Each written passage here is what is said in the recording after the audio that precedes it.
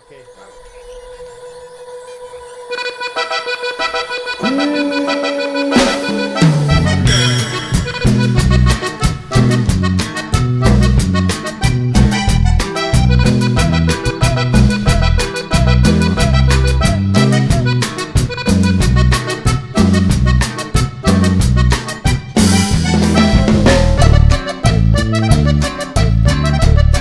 ಬನ್ನೇರುಘಟ್ಟ.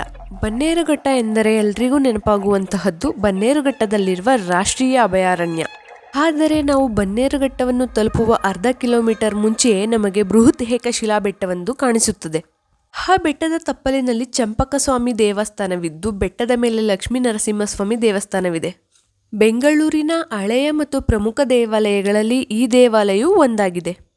ಈ ದೇವಾಲಯವು ಹಲವಾರು ವಿಶೇಷ ಮತ್ತು ಅಚ್ಚರಿಗಳನ್ನೊಳಗೊಂಡಿರುವಂತಹ ದೇವಸ್ಥಾನವಾಗಿದೆ. ಈ ದೇವಾಲಯದಲ್ಲಿ ವಿಷ್ಣುವನ್ನು ಚಂಪಕಸ್ವಾಮಿ ಎಂಬ ಹೆಸರಿನಲ್ಲಿ ಪೂಜಿಸಲಾಗುತ್ತದೆ. ಗರ್ಭಗುಡಿಯಲ್ಲಿ ಚಂಪಕರಾಯ ಮತ್ತು ಇಬ್ಬರು ಪತ್ನಿಯರಾದ ಲಕ್ಷ್ಮಿ ಮತ್ತು ಭೂದೇವಿಯರೊಡನೆ ವಿರಾಜಮಾನರಾಗಿದ್ದಾರೆ. ದೇವಸ್ಥಾನದ ಸುತ್ತಲೂ ಚಂಪಕ ಮರಗಳಿದ್ದು ಚಂಪಕ ಎಂದರೆ ಸಂಪಿಗೆ. ಪ್ರತಿನಿತ್ಯ ಈ ದೇವರಿಗೆ ಸಂಪಿಗೆ ಹೂಗಳಿಂದ ಪೂಜಿಸಲಾಗುತ್ತದೆ. ಆದ್ದರಿಂದ ಈ ದೇವರನ್ನು ಚಂಪಕರಾಯ ಸ್ವಾಮಿ ಎನ್ನಲಾಗುತ್ತದೆ.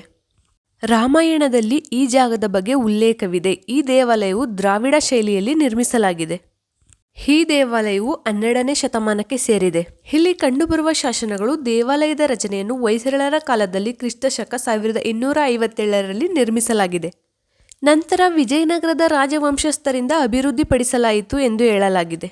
ಯುಗಾದಿ ನಂತರ ಈ ದೇವಸ್ಥಾನದಲ್ಲಿ ಬ್ರಹ್ಮರಥೋತ್ಸವ, ಕಲ್ಯಾಣೋತ್ಸವ ಮುಂತಾದ ವಿವಿಧ ಆಚರಣೆಗಳು ನಡೆಯುತ್ತವೆ. ಈ ರಥೋತ್ಸವದಲ್ಲಿ ಸಾವಿರಾರು ಜನರು ಭಾಗಿಯಾಗಿ ದರ್ಶನ ಪಡೆಯುತ್ತಾರೆ.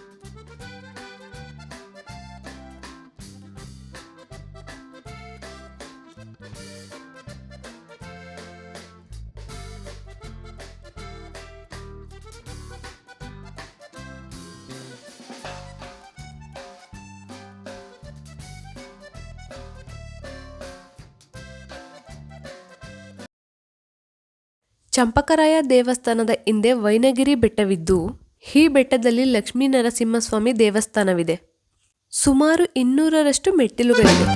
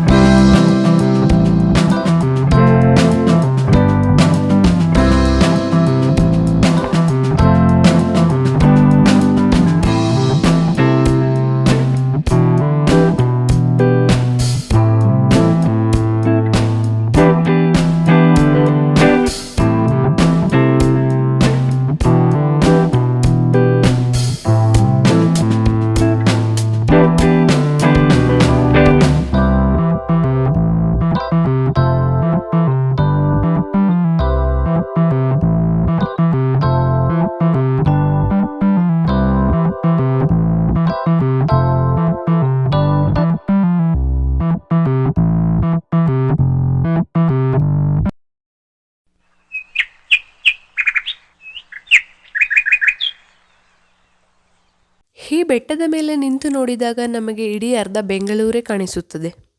ಈ ಬೆಟ್ಟದ ಹಿಂದೆ ಇರುವ ದಾರಿಯಲ್ಲಿ ನಡೆದುಕೊಂಡು ಹೋದರೆ ನಮಗೆ ಸುವರ್ಣಮುಖಿ ದೇವಸ್ಥಾನ ಸಿಗುತ್ತದೆ.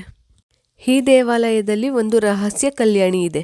ಪಾಂಡವರ ವಂಶಸ್ಥರಾದ ಜನಮೇಜಯ ಮಹಾರಾಜರು ಕಾಯಿಲೆಯಿಂದ ಬಳಲುತ್ತಿದ್ದರು. ತನ್ನ ಕಷ್ಟಗಳನ್ನು ಹೋಗಲಾಡಿಸಲು ಅವನು ಋಷಿಗಳ ಸಲಹೆಯನ್ನು ಕೇಳಿದನು. ಅವರ ಪೂರ್ವಜರು ನಿರ್ಮಿಸಿದ ದೇವಾಲಯಗಳಿಗೆ ಭೇಟಿ ನೀಡಿದರೆ ಮಾತ್ರ ಅವರ ಎಲ್ಲಾ ನೋವುಗಳು ಮಾಯವಾಗುತ್ತದೆ ಎಂದು ಋಷಿಗಳು ಹೇಳಿದರು. ಇದನ್ನು ಕೇಳಿದ ಜನಮೇಜಯನು ಎಲ್ಲಾ ದೇವಾಲಯಗಳ ದರ್ಶನವನ್ನು ಹೊಂದಲು ನಿರ್ಧರಿಸಿದನು. ಅವರು ತೀರ್ಥಯಾತ್ರೆಯಲ್ಲಿದ್ದಾಗ ಪಾಂಡವರು ನಿರ್ಮಿಸಿದ ಚಂಪಕಸ್ವಾಮಿ ದೇವಾಲಯ ಎದುರಾಯಿತು. ಅವರು ತಕ್ಷಣವೇ ಚಂಪಕರಾಯನ ಸೇವೆಯನ್ನು ಪ್ರಾರಂಭಿಸಿದರು. ಒಂದು ನಾಯಿ ಜನಮೇಜಯರ ಮಹಾರಾಜರ ಜೊತೆಗಿತ್ತು. ಅದು ಕೂಡ ಅದೇ ಕಾಯಿಲೆಯಿಂದ ಬಳಲುತ್ತಿತ್ತು. ಕಾಡಿನ ಮಧ್ಯೆ ಬಾಯಾರಿದ ನಾಯಿ ಕಲ್ಯಾಣಿಯನ್ನು ನೋಡಿತು. ತಕ್ಷಣ ಬಾಯಾರಿಕೆ ನೀಗಿಸಿಕೊಳ್ಳಲು ಕಲ್ಯಾಣಿಯ ನೀರನ್ನು ಕುಡಿಯಿತು. ನಾಯಿಯು ನೀರನ್ನು ಮುಟ್ಟಿದ ತಕ್ಷಣ ಅದು ರೋಗದಿಂದ ಮುಕ್ತವಾಯಿತು.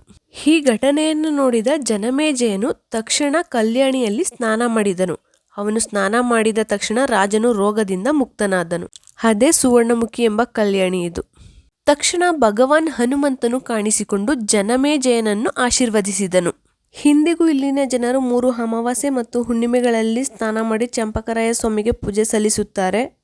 ಇವರ ಚರ್ಮ ರೋಗಗಳು ಮತ್ತು ಸಕಲ ದೋಷಗಳು ನಿವಾರಣೆಯಾಗುತ್ತವೆ ಎಂಬುದು ಇಲ್ಲಿನ ಜನರ ನಂಬಿಕೆಯಾಗಿದೆ. ಈ ಕಲ್ಯಾಣಿಯನ್ನು ಸುವರ್ಣಮುಖಿ ಕಲ್ಯಾಣಿ ಎಂದು ಈ ಕಲ್ಯಾಣಿಯ ಕೆಳಭಾಗದಲ್ಲಿ ಹನುಮಂತ ದೇವರು ನೆಲೆಸಿದ್ದಾರೆ. ಈ ದೇವಸ್ಥಾನದ ಮತ್ತೊಂದು ವಿಶೇಷತೆ ಎಂದರೆ ಕಲ್ಲುಗಳ ಮೇಲೆ ಕಲ್ಲುಗಳನ್ನು ಕಟ್ಟಿದರೆ ತಮ್ಮ ಮನೆಗಳನ್ನು ಕಟ್ಟುವ ಕನಸು ನನಸಾಗುತ್ತದೆ ಎಂಬುದು ಇಲ್ಲಿ ಜನಗಳ ನಂಬಿಕೆಯಾಗಿದೆ. ಈ ದೇವಾಲಯವು ಬೆಂಗಳೂರು ನಗರ ಜಿಲ್ಲೆಯ ಆನೇಕಲ್ ತಾಲೂಕು ನಾರಾಯಣಘಟ್ಟ ಎಂಬ ಗ್ರಾಮದಲ್ಲಿದೆ. I'm here. 3, 2, 1